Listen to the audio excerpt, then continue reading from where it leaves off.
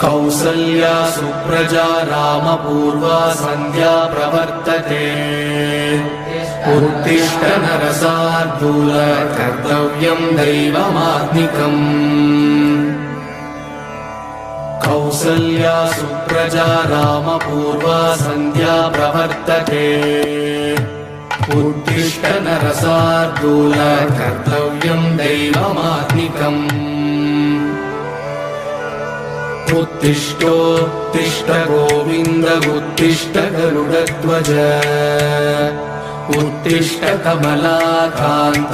त्रैलोक्यं मङ्गलं कुरु मातः समस्त जगतां मधुकैटभारे वक्षो विहारिणि मनोहर दिव्यमूर्ते श्रीस्वामि निश्रित जनप्रिय दानशीले श्रीवेङ्कटेश दयिते तव सुप्रभातम् तव सुप्रभातमरविन्दलोचने भवतु प्रसन्नमुखचन्द्रमण्डले विधिशङ्करेन्द्रवलिताभिरर्चिते वृषशैलनाथदयिते दयानिधे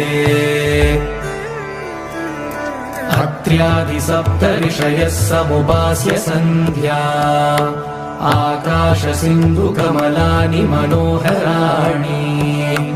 आदाय पादयुगमर्चयितुं प्रपन्नाः शेषाद्रिशेखर विभो तव सुप्रभातम् पञ्चाननाब्ज भव षण्मुखवासवाद्याः त्रैविक्रमादिचरितं विबुधास्तु वन्दी भाषापतिः पठति वासरशुद्धिमाला शेषाद्रिशेखर विभो तव सुप्रभातम्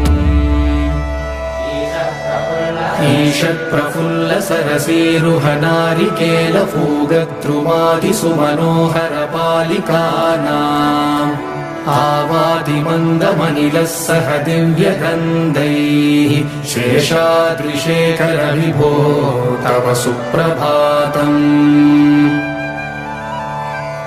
उन्मील्यनेत्रयुगमुत्तमपञ्जरस्ताः पात्रावशिष्टकदलीफलपायसानि भुक्त्वा सलीलमतकेलिसुखाः पठन्ति शेषाद्रिशेखर विभो तव सुप्रभातम् तन्त्रीप्रकर्षमधुरस्वनया विपञ्च्या गायत्यनन्तचरितं तव नारदोऽपि भाषासमक्रमसकृत्करसाररम्यम् शेषाद्रिशेखर विभो तव सुप्रभातम् भृङ्गावली च मकरन्दरसानुविद्धजन्कारगीतनिनदैः सह सेवनाय निर्यात्युपान्तसरसी कमलोधरेभ्यः शेषाद्रिशेखर विभो तव सुप्रभातम् योषागणेन वरदग्निविमध्यमाने घोषालयेषु दधिमन्थनतीव्रघोषाः रोषात्कलिं विदधते ककुपश्च कुम्भाः शेषाद्रिशेखर विभो तव सुप्रभातम्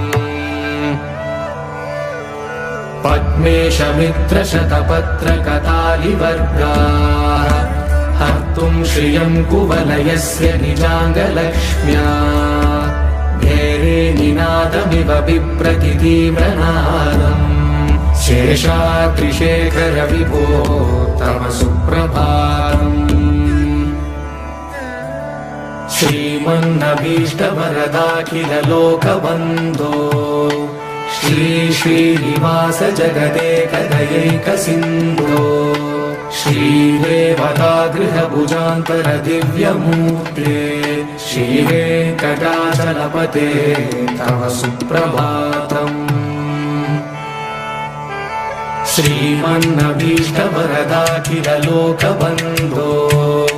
श्री श्रीनिवास जगदेकदयैक सिन्धो श्रीदेवतागृहभुजान्तर दिव्यमूर्ते श्रीवेङ्कटाचलपते तव सुप्रभातम्। श्रीस्वामी पुष्करिणिकाप्लवनिर्मलाङ्गाः श्रेयोतिनो हरविरिञ्च सनन्दनाद्याः द्वारे वसन्ति वरवेत्र हतोत्तमाङ्गाः श्रीवेङ्कटाचलपते तव सुप्रभातम्। श्रीशेषशैलगरुडाचल वेङ्कटाद्रिनारायणाद्रिवृषभाद्रिवृषाद्रिमुख्या आख्यां त्वदीयवसतेरनिशं वदन्ति श्रीवेङ्कटाचलपते तव सुप्रभातम्। सेवापरा शिवसुरेश कृशानुधर्म रक्षोऽम्बुनाथ पवमानधनादिनाथाः भद्राञ्जलिप्रविलसन्निजशीर्षदेशाः श्रीवेङ्कटाचलपते तव सुप्रभातम्। घाटेषु ते विहगराज मृगाधिराज नागाधिराज गजराज हयाधिराजाः स्वस्वाधिकारमहिमाधिकमर्दयन्ते श्रीवेङ्कटाचलपते तव सुप्रभातम्।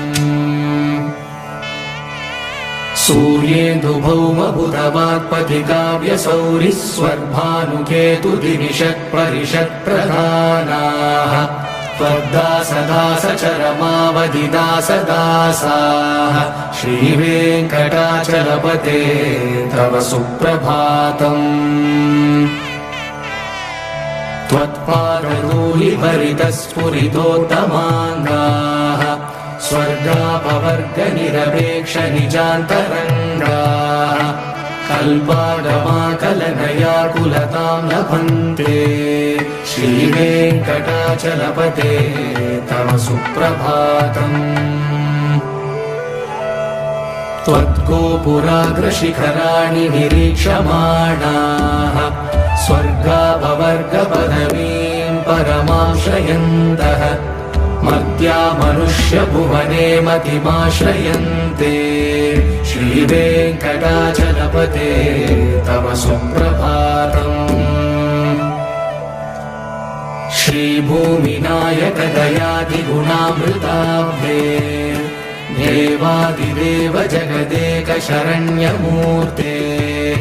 श्रीमन्ननन्त गरुडादिभिरर्चिताङ्घ्रे श्रीवेङ्कटाचलपते तव सुप्रभातम्।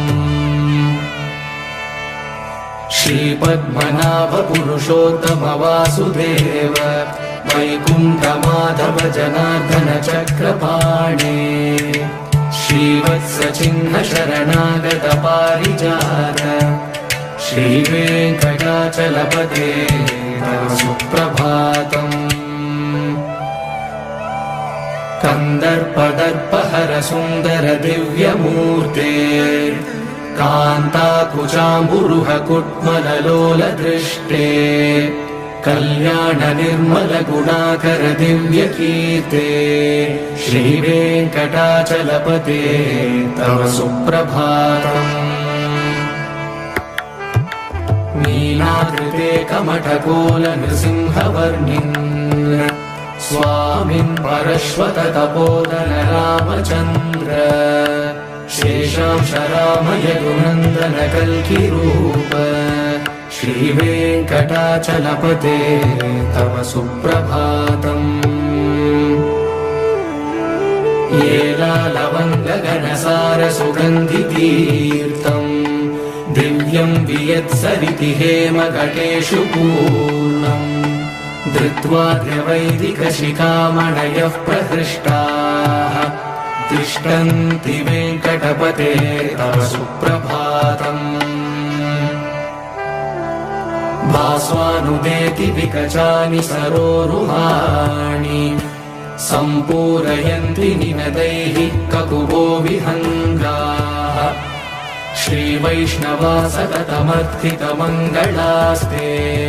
नामाश्रयन्ति तव वेङ्कटसुप्रभातम् ब्रह्मादयः सुरवरासमहर्षयस्ते सन्तः सनन्दनमुखास्तव योगिवर्याः दामान्तिके तव हि मङ्गलवस्तुहस्ताः श्रीवेङ्कटाचलपते तव सुप्रभातम् लक्ष्मीनिवास निरवध्य गुणैकसिन्धो संसारसागर समुत्तरणैकसेतो वेदान्तवेद्य निज वैभव भक्तभोग्य श्रीवेङ्कटाचलपते तव सुप्रभातम् लक्ष्मीनिवास निरवध्य गुणैकसिन्धो संसारसागर समुत्तरणैकसेतो वेदान्तवेद्य निज वैभव भक्तभोग्य श्रीवेङ्कटाचलपते तव सुप्रभातम् इत्थं वृषाचलपतेरिह सुप्रभातम् ये मानवाः प्रतिदिनं पठितुं प्रवृत्ताः तेषां प्रभातसमये स्मृतिरङ्गभाजाम् प्रज्ञां परार्थसुलभां परमां प्रसूते इत्थं वृषाचलपतेरिह सुप्रभातम् ये मानवाः प्रतिदिनं पठितुं प्रवृत्ताः तेषां प्रभातसमये स्मृतिरङ्गभाजाम् प्रज्ञां परार्थसुलभां परमां प्रसूते कमलाकुचूषुककुङ्कुमतो नियतारुणितादुलनीलतनो कमलायतलोचनलोकपते विजयी भव वेङ्कटशैलपते कमलाकुचूषुककुङ्कुमतो नियतारुणितादुलनीलतनो कमलायतलोचनलोकपते विजयी भव वेङ्कटशैलपते स चतुर्मुख षण्मुख पञ्चमुख प्रमुखाखिल दैवतमौलिमणे शरणागत वत्सल सारणिधे परिपालय मां वृषशैलपते अतिवेलदया तव दुर्विषहैरनुवेलकृतैरपरारशतैः भरितं त्वरितं वृषशैलपते परया कृपया परिपाहि हरे अधिवेङ्कटशैलमुदारमते जनताभिमतादिगदानरता परदेव दयागतिदानि रमै कमलादयिदानवरं कलये कलवेणुरवावशको भवतु शतकोटिहृदा स्मरकोटिसमाद् प्रतिवल्लभिकाभिमतासु तदा वसुदेवसुतानवरं कलये अभिरामगुणाकरदाशरथे जगदेकधनुर्धरधीरमते रघुनायक राम रमेश विभो वरदो भवदेव दयाचलते अवनीतनया कमनीयकरं रजनीचरचारुमुखाम्बुरुहम् रजनीचरराजतमो मिहिरं महनीयमहं रघुराममये सुमुखं सुहृदं सुलभं सुकरं स्वनुजं च सुखाय ममोघशरम् अपहाय रघुत्वहमन्यमहं न कथञ्चन कञ्चन जातु भजे विना वेङ्कटेशं ननाथो ननाथः सदा वेङ्कटेशं स्मरामि स्मरामि हरे वेङ्कटेश प्रसीद प्रसीद प्रियं वेङ्कटेश प्रयश्च प्रयश्च विना वेङ्कटेशं ननाथो ननाथः सदा वेङ्कटेशं स्मरामि स्मरामि हरे वेङ्कटेश प्रसीद प्रसीद प्रियं वेङ्कटेश प्रयश्च प्रयश्च अहं दूरदृष्टे पदाम्बोजयुग्म प्रणामे च यागत्य सेवां करोमि सकृत्सेवया नित्यसेवाफलं त्वं प्रयश्च प्रयश्च प्रभो वेङ्कटेश अज्ञानिना मया दोषान् शेषान् विहितान् हरे क्षमस्वत्वं क्षमस्वत्वं शेषशैलशिखामणे अज्ञानिना मया दोषान् शेषान् विहितान् हरे क्षमस्वत्वं क्षमस्वत्वं शेषशैलशिखामणे ईशानां जगतोऽस्य वेङ्कटपतेर्विष्णोर्परां प्रेयसी तत्वक्षस्थलनित्यवासरसिकां तक्षान्ति संवर्धिनी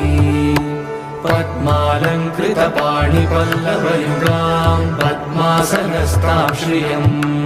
वात्सल्यादिगुणोज्ज्वलां भगवतीं वन्दे जगन्मातरम् ईशानां जगतोऽस्य वेङ्कटपतेर्विष्णोर्परां प्रेयसी तत्वक्षस्थलनित्यवासरसिकां तक्षान्ति संवर्धिनी पद्मालङ्कृतपाणिपल्लवयुगां पद्मासनस्तां श्रियं वात्सल्यादिगुणोज्ज्वलां भगवतीं वन्दे जगन्मातरम् श्रीमन्कृपाजलनिधे श्रितसर्वलोकः सर्वज्ञशक्तनथ वत्सल सर्वशेषिन् स्वामिन् सुशीलसुलभाश्रितपारिजात श्रीवेङ्कटेश शरणं शरणं प्रपद्ये श्रीमन्कृपाजलनिधे श्रितसर्वलोकः सर्वज्ञशक्तनथ वत्सल सर्वशेषिन् स्वामिन् सुशीलसुलभाश्रितपारिजात श्रीवेङ्कटेश शरणं शरणं प्रपद्ये आनूपुरार्पितसुजातसुगन्धिपुष्पसौरभ्यसौरभकरौ समसन्निवेशौ सौम्यौ सदानुभवनेऽपि नवानुभाव्यौ श्रीवेङ्कटेश शरणं शरणं प्रपद्ये सद्यो विकासि समुदित्वरसान्द्रनागसौरभ्यनिर्भर सरोरुह साम्यवार्ताम् सम्यक्षु साहसपदेषु विलेखयन्तौ श्रीवेङ्कटेश शरणं शरणं प्रपद्ये रेखाभयध्वज सुधाकलशातपत्रवज्राङ्कुशाम्बुरुहकल्पकशङ्खचक्रैः भव्यैरलङ्कृतकलौ परतत्त्वचिह्नैः श्रीवेङ्कटेश शरणं शरणं प्रपद्ये ताम्रोदराद्युतिपराजितपद्मरागौ बाह्ये महोभिरविभूतमहेन्द्रनीलौ उद्यन्यकांशुभिरुदस्तशशाङ्कभासौ श्रीवेङ्कटेश शरणं शरणं प्रपद्ये सप्रेमगीतिकमलाकरपल्लवाभ्यां संवाहनेऽपि सपदि क्लममादधानौ कान्ता भवान् मनसगोचरसौ कुमार्यौ श्रीवेङ्कटेश शरणं शरणं प्रपद्ये लक्ष्मीमहीतदनुरूपनिजानुभावनीलादिदिव्यमहिषीकरपल्लवानाम् आरुण्यसङ्क्रमणतः किल सान्द्ररागौ श्रीवेङ्कटेश शरणौ शरणं प्रपद्ये नित्यानमर्पिति शिवादिकिरीटकोटिः प्रद्युक्तदीप्तनवरत्नमहः प्ररोहैः नीराजनाविधिमुदारमुपाददानौ श्रीवेङ्कटेश शरणौ शरणं प्रपद्ये विष्णो पदे परम इत्युदितः प्रशंसौ यौ मत्ववुत्स इति भोग्यतयाभ्युपातौ भूयस्ततेति तव पाणितलः प्रदिष्टौ श्रीवेङ्कटेश शरणौ शरणं प्रपद्ये पार्थाय तत्सदृशसारथिना त्वयैव यौ दर्शितौ स्वचरणौ शरणं व्रजेति भूयोऽपि मह्यमिह तौ करदर्शितौ ते श्रीवेङ्कटेश शरणौ शरणं प्रपद्ये मन्मूर्तिकालियफणे विकटाटवेषु श्रीवेङ्कटाद्रिशिखरे शिरसि श्रुतीनाम् चित्तेऽप्यनन्यमनसां सममाहितौ ते श्रीवेङ्कटेश शरणौ शरणं प्रपद्ये अम्लानहृष्यतवनीतरकीर्णपुष्पौ श्रीवेङ्कटाद्रिशिखराभरणायमानौ आनन्दिता किल मनोनयनौ तवैतौ श्रीवेङ्कटेश शरणौ शरणं प्रपद्ये प्रायः प्रपन्नजनता प्रथमावतार्यौ मातुस्तराभिव शिशोरमृतायमानौ प्राप्तौ परस्परतुलामतुलान्तरौ ते श्रीवेङ्कटेश शरणौ शरणं प्रपद्ये सत्त्वोत्तरैः सततसेव्यपदाम्बुजेन संसारतारकदयाद्रगञ्जलेन सौम्योपयन्तृमुनिनामवदर्शितौ ते